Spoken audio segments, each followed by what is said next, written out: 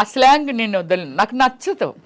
ఇప్పుడు మీ వాళ్ళంతా అక్కడే ఉన్నారా? అంత అక్కడే ఉన్నారు, నేను ఒక్కదాన్ని. మీరు ఎంతమంది అక్క చెల్లెళ్ళు రమేష్ గారు? Brothers sisters 6 members.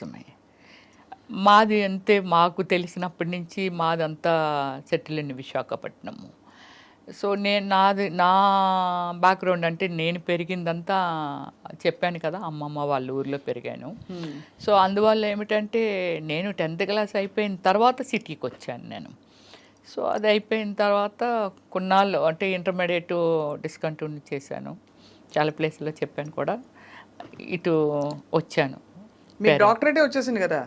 వచ్చింది. అదే కాబట్టి అన్నిటిని మించిపోయిన ఆ చదువు అది అందుకేనండి వెరీ ప్రౌడ్గా ఫీల్ అవుతాను. ఇంకేముంది సాధించడానికి ఈ లైఫ్లో అనేది, ఒక పొలిటికల్లే నేను ఎమ్మెల్యే అనిపించుకోవాలి అనేది ఒకటి నాకు టార్గెట్ ఉంది. ఎమ్మెల్యే అనిపించుకోవాలి. నేను ఇచ్చిన సర్వీసు అంటే మనం ఒకటి చెప్తామండి, విగ్రహాలుగా ఒక ఎన్టీఆర్ గారు, రాజశేఖర్ రెడ్డి గారు, లేకపోతే ఎంతోమంది అల్లూరి సీతారామరాజు గారా, లేకపోతే గాంధీ తాత గారా, లేకపోతే ఇలా ఉన్నారు. నా రేంజ్కి ఏది ఇచ్చినా ఆ రేంజ్లో నేను నిలబడాలనేది నాకు ఒకటి ఉంది. అని మీకు ఏది ఇచ్చినా మీరు దానిలో బెస్ట్ చేయాలని, ది బెస్ట్ చేయాలనేదే నా కోరిక అనమాట. అది. సో రమేష్ గారు, ఇన్ని మన డీప్ విషయాలు మాట్లాడాం. ఎన్ని డ్రెస్సులు, ఎన్ని చీరలు ఉంటాయండి మీకు? నాకు సారీస్ అంటే ఒక 1000 అబవ్ ఉంటాయి. అంటే చాలాన్ని కట్టకుండానే చాలామందికి సూట్ కేసులతో ఇచ్చేస్తూ ఉంటాను. ఎందుకలా? నాకు ఇంకా కట్టే అవసరం రాదు, చాలా కాలం అయిపోతుంది. మా పెద్దొదిన గారు ఎవ్రీ ఇయర్ చీర పెడతారు. అది ఆ చీరలు నేను ఎప్పుడైనా టచ్ చేశానో లేదో కూడా నాకు తెలియదు. అలాగే నేను కూడా కొనేస్తాను పిచ్చిగా. అవి నేను కట్టే అవకాశం రావట్లేదు నాకు.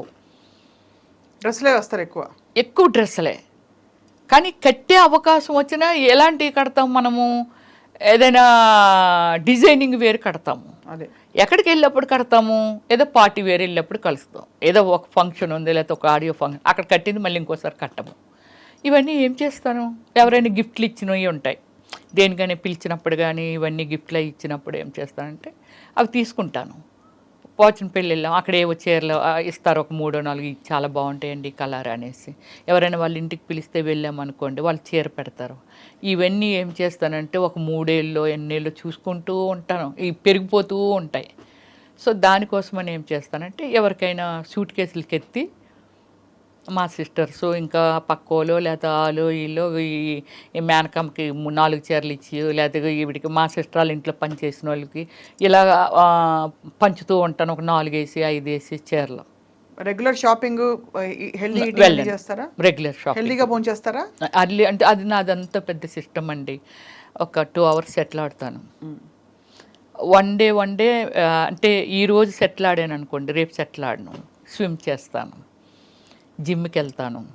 జిమ్కి వెళ్ళి మీకు ఒక పెద్ద ఇది చెప్పాలి, జిమ్కి వెళ్తాను కదా, చిరంజీవి గారు, రామచరణ్ గారు, ఉపాసన అందరూ, దానికి విష్ణు అందరూ ఆ జిమ్కి ఉపాసన పెట్టింది మా ఇంటి దగ్గరే. జిమ్కి వెళ్తే చిరంజీవి గారు ఒకసారి నన్ను అడిగారు, అంటే ఎర్లీ మార్నింగ్ ఏమైనా జిన్ను కొట్టేసి వచ్చేస్తావాట, అందరూ అంటున్నారు మంచి స్టామినా సార్, అన్నిటిలోకి దూరిపోతుంది ఇవిడి. యోగా, జంబా, ఏరోబిక్స్, ఫిట్నెస్ మొత్తం అన్నీ. మళ్ళీ స్విమ్మింగ్కి వెళ్ళిపోతాను. షవర్ తీసుకొని 11-11:30కి ఎప్పుడో ఇంటికి వెళ్తాను కూల్గా. సెటిల్ ఆడిన రోజు ఒక్కరోజే ఇంటికి ఎర్లీగా వెళ్ళిపోతాను. 4కి లేస్తాను నేను ఎప్పుడు రోజు. అది అలారం అక్కర్లేదు, ఏం అక్కర్లేదు, 4కి వచ్చేస్తారు. పిట్టలు అరవకముందు నేను లేస్తాను, తర్వాత పిట్టలు అరుస్తూ ఉంటాయి. ఏం చేస్తారు లేచి ఫస్ట్ యోగా, కొంచెం ఫిజికల్ యాక్టివిటీస్, ఇవన్నీ. కాఫీ టీ తాగను, కర్డ్ కూడా రేరు, బటర్ మిల్క్ తాగుతాను. కాఫీ టీ మంచి నాన్ వెజ్ ప్రియురాల్ని. అలాని వీక్లీ వన్సే, రైస్ కూడా కాదు. సో అయితే మీరు జిమ్ ఇప్పటికే వెళ్తారు ఆ జిమ్కి? ఏది మానేను నేను, ఏది మానేను. ఇప్పుడు లెగ్స్ ఇలా స్ప్రెడ్ చేస్తాను, బ్యాక్ బెండ్ చేస్తాను, లెగ్ ఇలా స్కై ఇది చేస్తాను, అన్నీ చేస్తాను నేను ఇప్పటికీ కూడా. అసలు వింటుంటే ఒక మనిషి జీవితం గురించి వింటున్నట్లేదు. మీ దాన్ని చెప్తుంటే ఒక నలుగురు రమ్యశ్రీలు మీలో ఉండి వాళ్ళందరూ కలిసి ఒక రమ్యశ్రీగా థ్యాంక్ యూ తయారైనట్టు. అంటే you have achieved so much in a short span. And మీకు ఇష్టం వచ్చినట్టు మీ టర్మ్ ఎప్పుడు నవ్వుతూనే ఉంటాను. నన్ను నేనే ప్లాన్ చేసుకుంటాను, ఎవరి హ్యాండ్లోనూ పెట్టను, నాకు నచ్చదు. ఎప్పుడైనా దిగాలేసి ఏడుస్తారా? ఎప్పుడైనా? నాకు అసలు ఏడిపే రాలేదు ఎప్పుడు. మన వల్ల ఇతరులు ఏడ్చారు ఎప్పుడైనా? అది కూడా లేదండి. అది ఇంకా నేనేమైనా ఫీల్ అయిన డే చెప్పాను కదా, 5 కోట్లు అలా పోయినా ఎవరితోని నేను షేర్ చేసుకోను. నా ఫ్యామిలీ కాదు, బ్రదర్స్ కాదు, ఎవరితోనూ పంచుకోను. నన్ను ఏదైనా రిక్వెస్టింగ్ ఏదైనా హెల్ప్ అడిగారు అనుకోండి, వీలైనంత వరకు చేయటందుకే ట్రై చేస్తాను. చాలా చేసేసాను నేను, బ్యూటిఫుల్, చాలా చేశాను. సొసైటీకి ఎలా చేస్తాను, నా ఫ్యామిలీకి కూడా అంతే చేస్తాను. ఎవరినైనా నాకు తెలియకుండా వెళ్ళి నేను అడ్రస్ ఇస్తాను, మీరు ఎంట్రీ చేసుకోవచ్చండి. చిన్నప్పటి నుంచి అంటే నాకు ఏదైనా అనిపించింది, ఇప్పుడు ఇగో ₹1 లేకపోతే 2 కోట్లు నా ప్రాపర్టీ ఏదో అమ్మేశారు అనుకుందాం, నేను ఎందుకు అమ్మారని కూడా అడగను.